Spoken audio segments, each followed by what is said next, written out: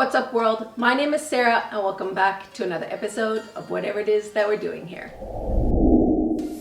I've also fallen in love with food is a very essential part.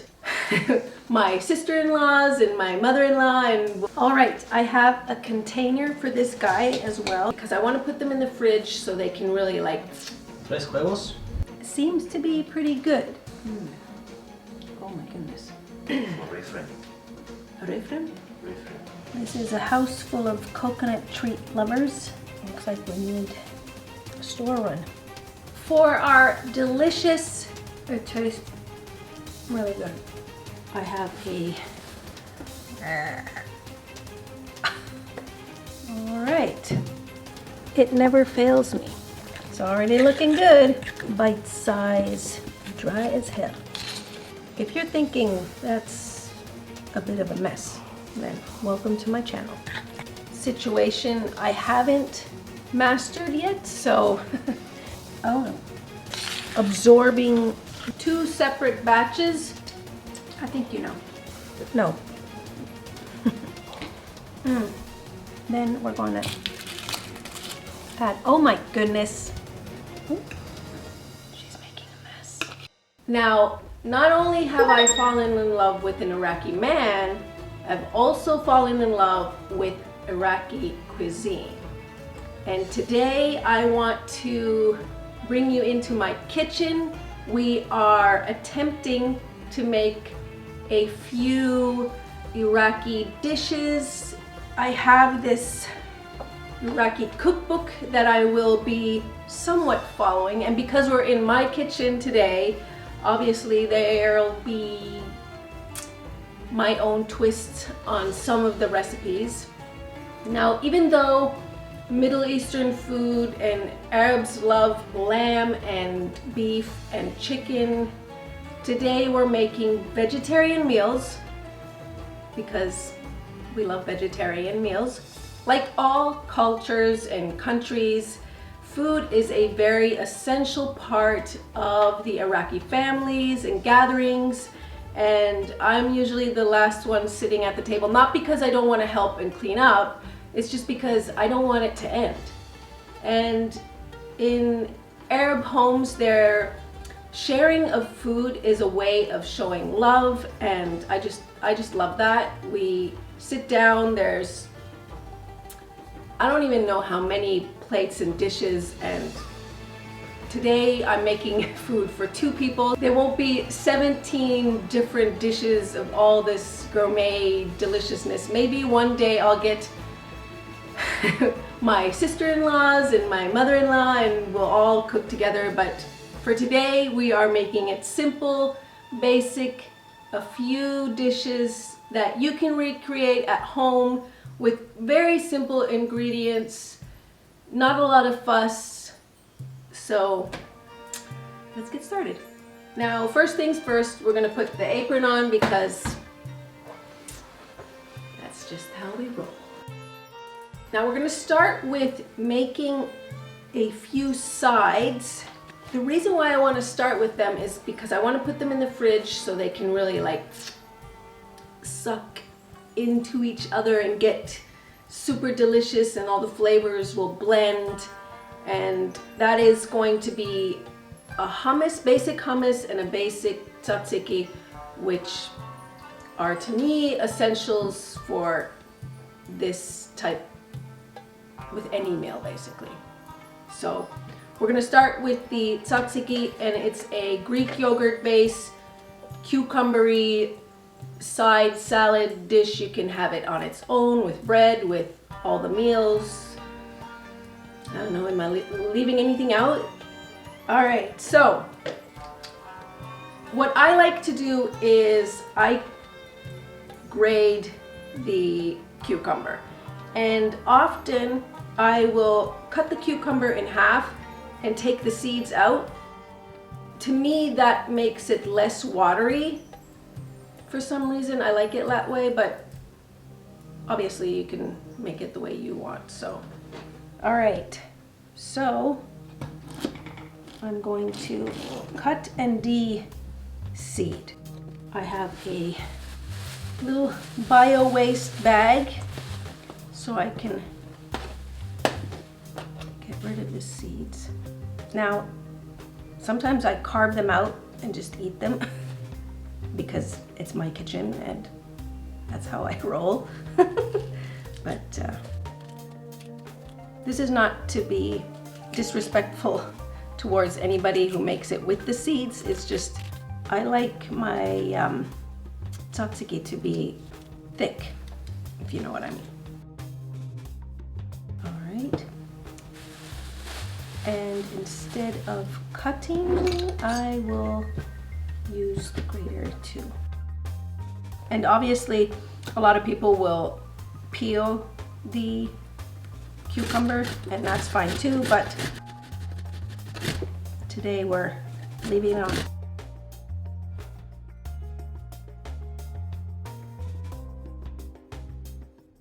All right. Now, the next thing I like to do is add salt straight to the cucumbers. And then I'll add the rest of the ingredients. And then at the end, I'll taste it and add more salt if it needs it. But let me just get rid of this. Okay, salt. Now, the recipe in the book doesn't say pepper, but I usually add pepper to mine. So we'll do a little tad. And then we'll put the yogurt.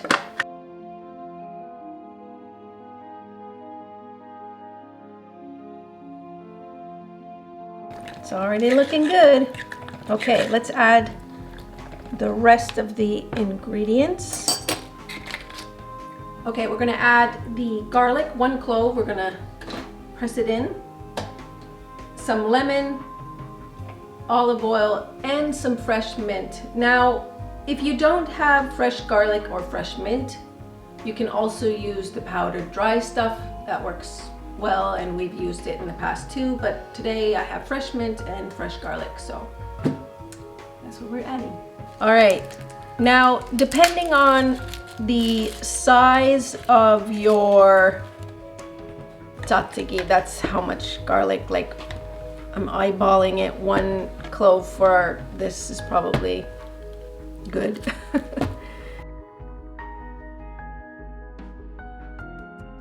That's pretty good. Press it in. A little dash of olive oil. A little bit of lemon.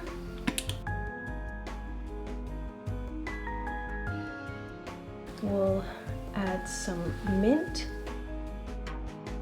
I'll fine chop the stems too so they can go in. Ooh, it smells good. You don't put mint in a lot of things. Yes. Mint and dill. Dill. And lemon and olive oil. Every time I cut some type of herb, I always think like I should have like a better tool for this, but then I never get it, and it always works out somehow though. That looks pretty good. We'll add that. If you're thinking that's a bit of a mess, then welcome to my channel. All right, does the expert want to taste if it needs something? Should I add a little bit of? It'll only get better when you put it in the fridge. All right, we are going to transfer it into a different container, a sealed container, and then it's going to be in the fridge for a while so the flavors just marry together.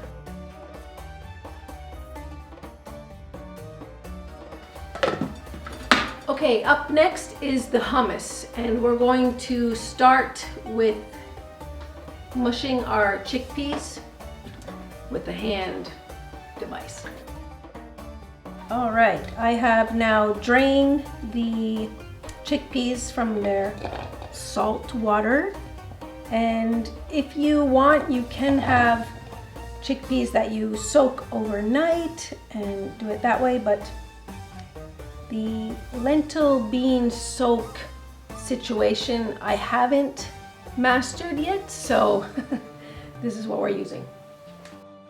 Okay, let's assemble our device and have at it.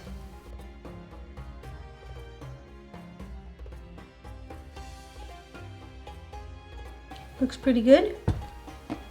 Let's see if we got everything mushed.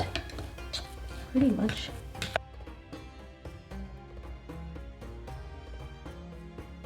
Now for the tahini, which is a sesame seed.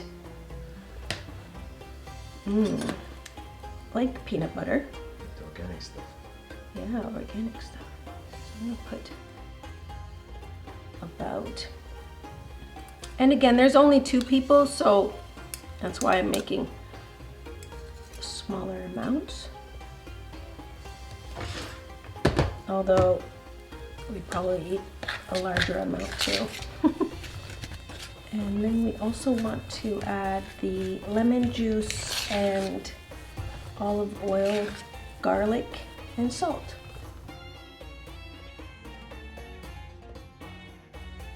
Another tablespoon of olive oil, which we need to buy more of. We use a lot of olive oil, even if it's not Arabic food.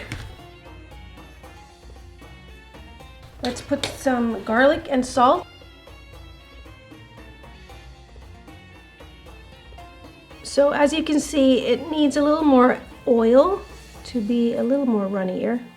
We want it to be not as runny as the tzatziki yogurt paste, but not as solid as this.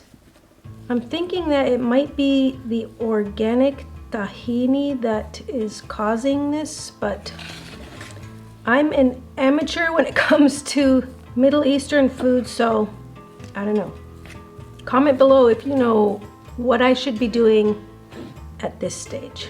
Okay, garlic.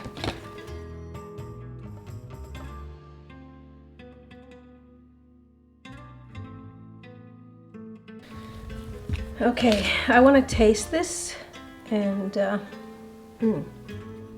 oh, it tastes really good. But what I want to do is add a little bit of tahini and a little bit of olive oil. All right, so a little bit more tahini, and then we're going to use the rest of the olive oil that we have. Looks like we need a store run.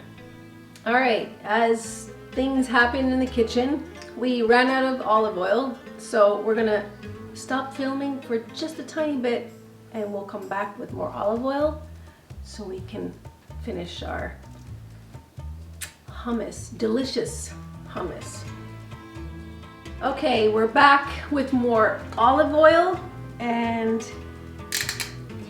I'm just gonna add a fair bit, not overboard, but I want the consistency to be a little softer. Let's still use a spoon though. Still needs some oil. It smells delicious, so. It's like the tahini and the chickpeas are just absorbing the oil. Now it's starting to change a little bit. You can feel it, like mixing it, you can kind of feel the softer texture. Spreadable. It is spreadable, yes, definitely. Now let's give it a taste and see if we need to add anything else. Oh yeah, I can feel it in my fingers that the texture is good. What say you? What would you add? All right, the master has spoken. A little bit of salt, a little bit of lemon, and then we should be good. Do you think the garlic is good too? Yeah.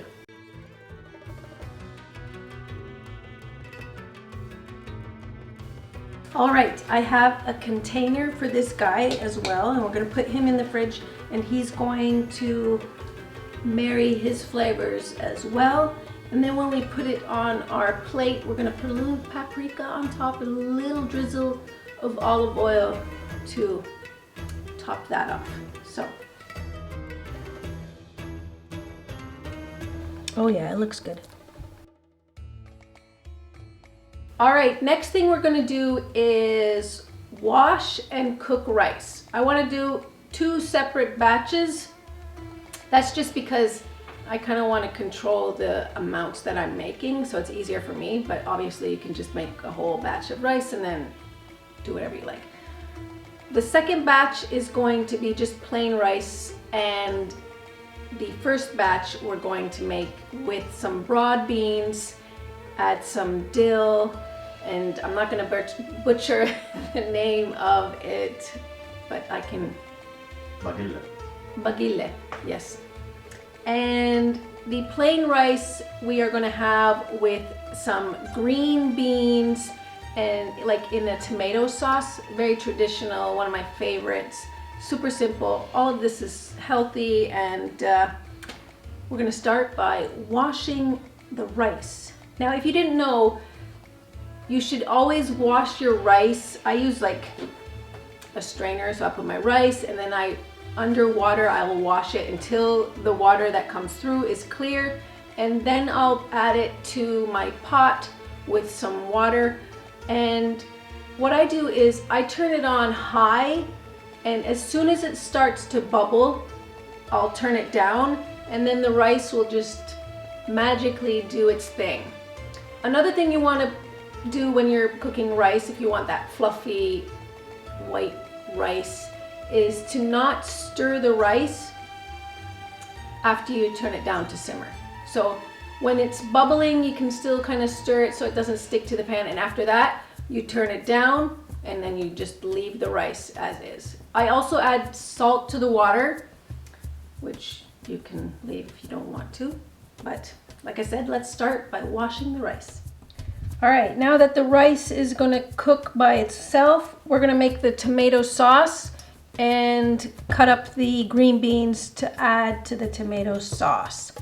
Now for the tomato sauce, we're going to use some tomato paste, some garlic, and we're going to cut fresh tomatoes, and we're probably going to add a little bit of water, salt and pepper, just super duper easy.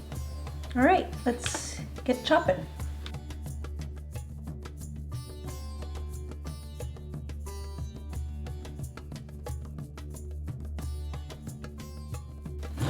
Now you can obviously use canned tomatoes, but I wanted to do it with fresh because I wanted to do it with fresh. I also like to try different new things in the kitchen, so it's been a while since I've fried tomatoes.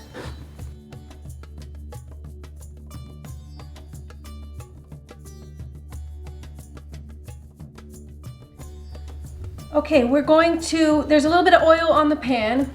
I'm going to crack open the tomato paste.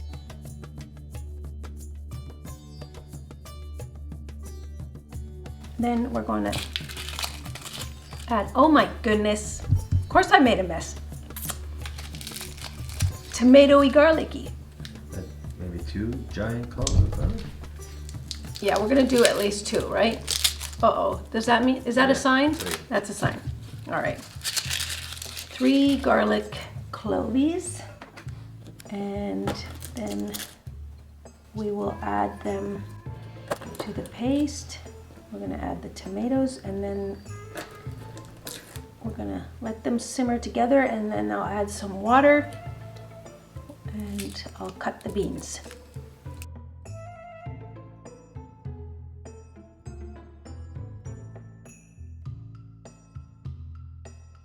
It's squirting everywhere. It's oozing out the sides, which I don't mind. That over there. There are these little crummies. I usually keep a bio waste bag right next to me when I cook because I can just easily, and then I put it in the trash afterwards. Add these and put them on the stove.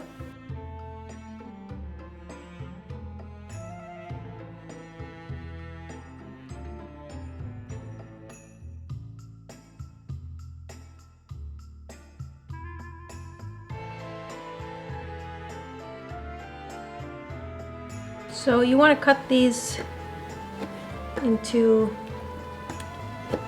bite-size pieces. I guess it depends on whose bite you're counting, but you know what I mean.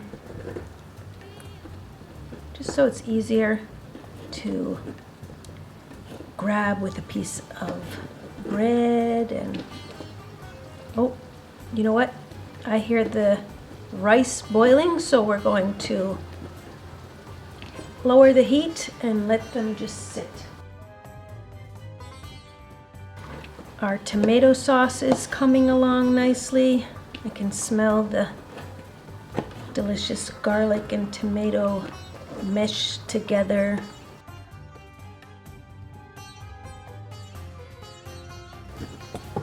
Whoop. Now I'm using frozen green beans. Obviously, if you have fresh, you can use those too. Okay, let's add them to our tomato sauce. Coming along pretty nicely. We'll add the green beans and let them simmer, and then we'll determine how much water once the frozen beans are all thawed out. We'll add water to it. Oh, it looks so good. I can even smell the rice. Perfect. Okay, now these have simmered and married all the flavors together. We're going to add some water. We want it to be more like a sauce than a paste. I bet you could add some type of stock, like vegetable stock or something in it, to add more flavor if you wanted to. This dish is also made with lamb traditionally, but like I said, we're making vegetarian meals today. No lamb in this.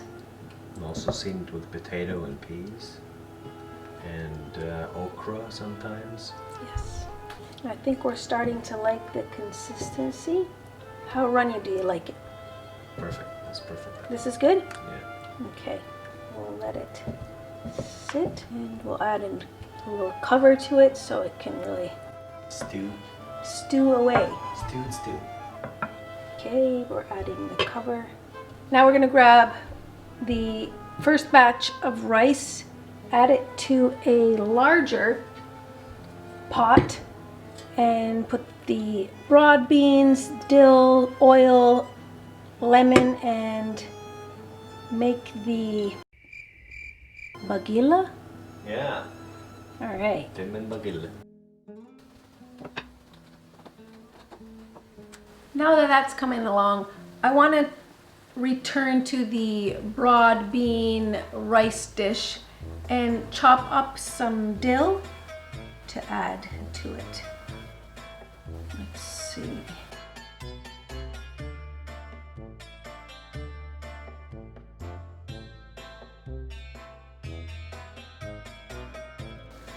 I know it looks like blood, but I swear it's tomato. Oh, it smells lovely. I wonder if that's gonna be enough. I can always chop more, so we'll see. Some oil, just a little bit. We'll add the rice. Look at this perfect rice. I mean, it never fails me. I used to be rice master. Well, you are still rice master. I'm a rice eating master. I think the key really is to not over stir it. Don't touch it. Don't touch it. All right. Okay, so there's a little bit of oil. It's on medium heat. We're not gonna roast it. We're just gonna add all the flavors together. And I have defrosted and zapped them in the microwave. The broad beans, they're already ready to go, so nothing really has to be cooked. We just want everything to come together. I'm going to now bring the beans over. All right. I think the ratio looks pretty good. Now, like I mentioned earlier, I'm not sure if I'm gonna have to cut some more dill, but we'll add what we have and then see if we need a little more. I think I'm gonna turn this down. Oh, a little bit. Bring the dill over. Too much dill? Is there such a thing? Probably not. Yeah, I'm looking at it. I think I'm gonna hold. You know what? I'm gonna cut the rest of the batch. What do you think? Let's do it. Okay, I'm there. Okay, you're there. And then we're gonna squirt some lemon and add salt, obviously.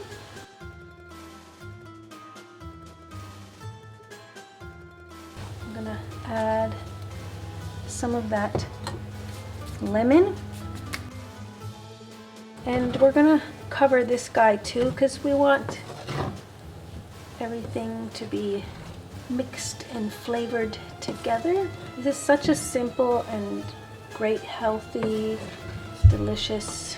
It could be a side or main dish, whichever you want it to be. We'll put it on low and then just cover it up. Okay, so you can't have a Middle Eastern meal of any kind without bread.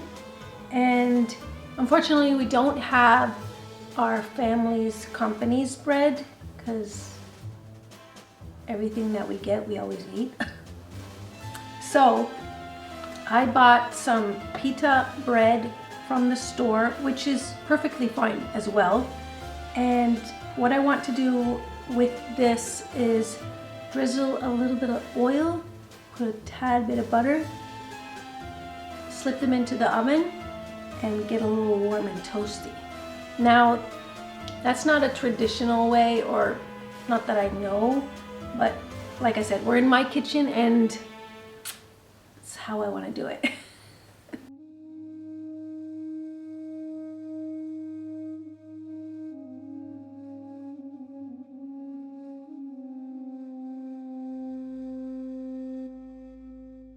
All right, let's check on our tomatoey goodness and see how he's doing. Looks pretty good to me. Smells amazing. Yeah. Smell-o-vision. All right, now that we are covered dinner-wise, it wouldn't be an Iraqi meal dinner if we didn't have something sweet for dessert.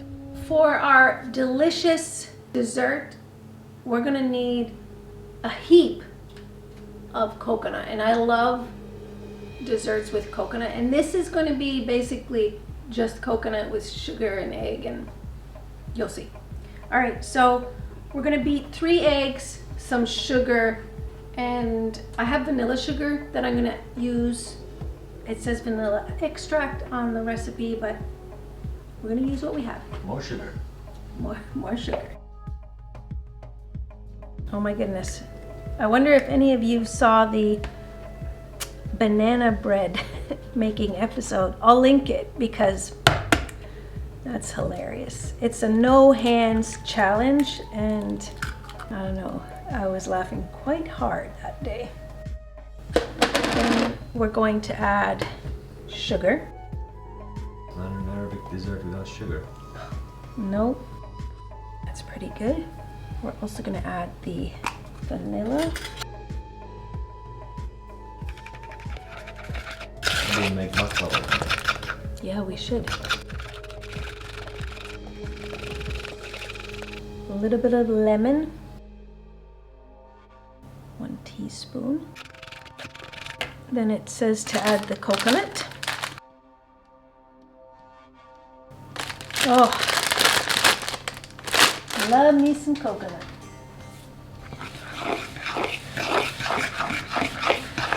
How much coconut is it? That was, that bag is $2.50, but I've used a tiny bit and the recipe calls for $2.25. So it should be a perfect amount. Oh yeah, one more thing. It says half a teaspoon, and now that it's wet, I'm just gonna use my fingers.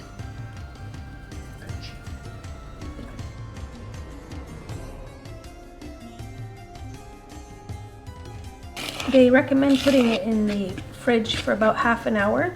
That's what we're gonna do. Okay, the consistency is like this. It's interesting, yes.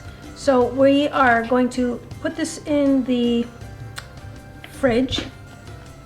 I don't know what's gonna happen, but we are going to then use this little muffin tray that I have. We're gonna butter it up and cook them in the oven for I think about 10 minutes, and we'll see what treats we get. Now for the food. Okay, everything looks super delicious. It smells amazing. We sneak peeked a little taste here and there, and everything seems to be pretty good. Now, will I pass the test? I don't know, but let's make a plate, find out.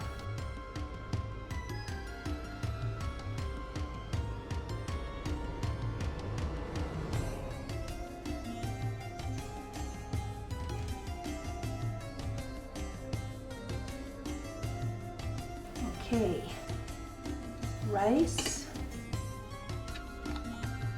Ooh, oh my god, it's gonna be so good. Some of the tzatziki. We just rip a piece of the bread.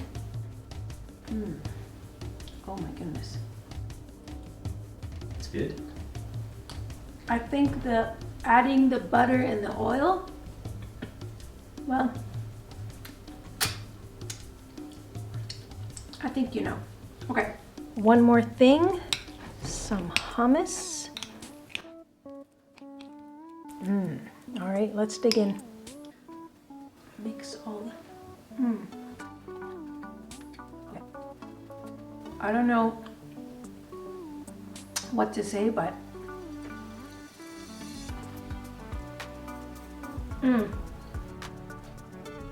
it tastes really good. I think we found a hit, or at least several hits. Now on to the dessert. We're gonna get the mixture out of the fridge, and put them in the oven. All right, the coconut has now soaked in some of the moisture. You can see it kind of plumped up. And I'm gonna use this tray that has a little bit of butter on it to make these little coconut treats.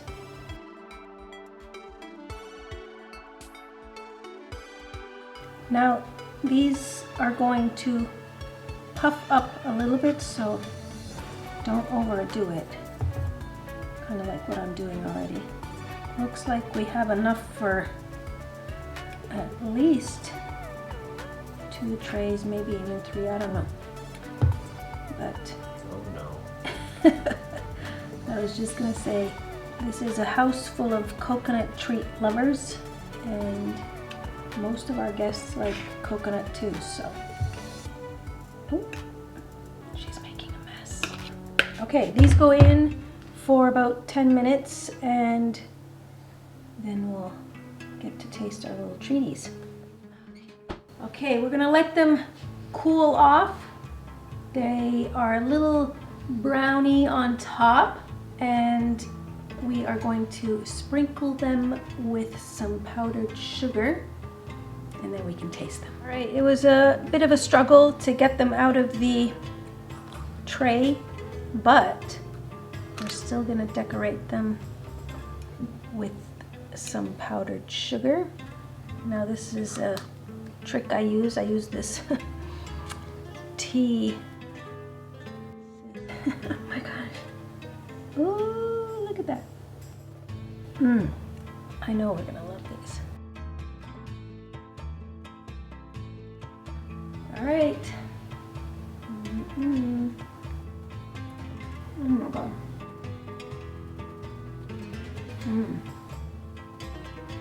That is a treat. Who would have thought? I'm so happy you joined us in our kitchen once again. Do you have a favorite Middle Eastern meal that you love to have and eat and make? Comment below. I would also like to hear any suggestions on what other cultures or countries, food cuisines I should tackle, because I love being in the kitchen making food, especially food. Well, desserts are nice too. But if you have any suggestions, write them down in the comment section. I would love to try out any kind of country that there is. One of my favorites is obviously Italian food and Mexican, but anything you suggest, I'm up for the challenge. Now, if you like this kind of video, hit that like button, or you can hit the dislike if you want, and subscribe to the channel. Thank you so much for watching. Take care now.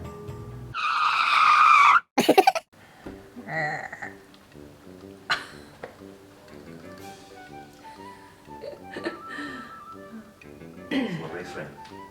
Reframe? 3 huevos. Okay. Ready? Dry as hell. No. Tastes. Good sneak peek. Oh no.